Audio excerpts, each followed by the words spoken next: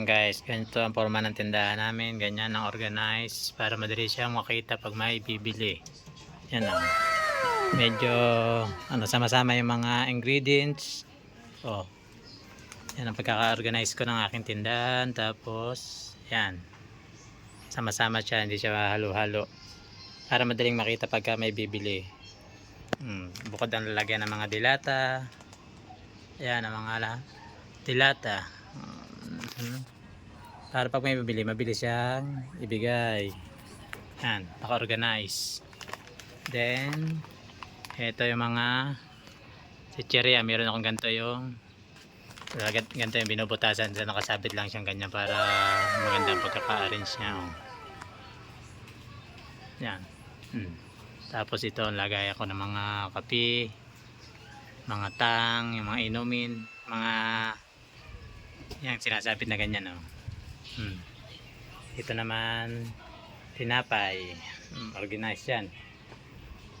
Tapos ito yung mga lalagyan ko ng mga gulay, kamote, itlog, yan. Para pag may bumili, mabilis tayo kumilos. Yan ang aking mga sibuyas, kamatis, saka yung talong. Medyo wala paninda ngayon, medyo mahal ang gulay. Kaya talong lang ang tinda. Yan, meron na rin pala akong kudkuran ng nyog. Yan guys. Tapos dito sa loob, yan, nakabukod yung mga yan o, yung mga stock ko na itlog. Pag may bumili ng tray, dyan ko kinukuha. Yan, may mga noodles. Yan o. Naka-organize na. Ito naman ang mga inumin, mga alak.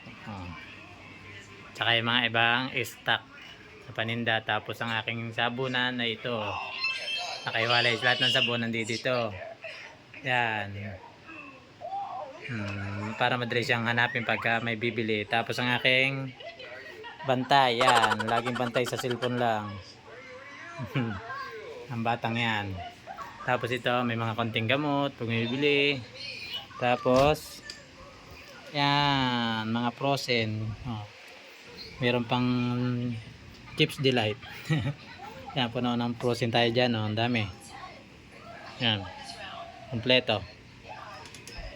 Tapos dito yung mga bigas. Pag may bili ng mga isang sako, bukod yung takalin, naroon na yung takalin sa labas.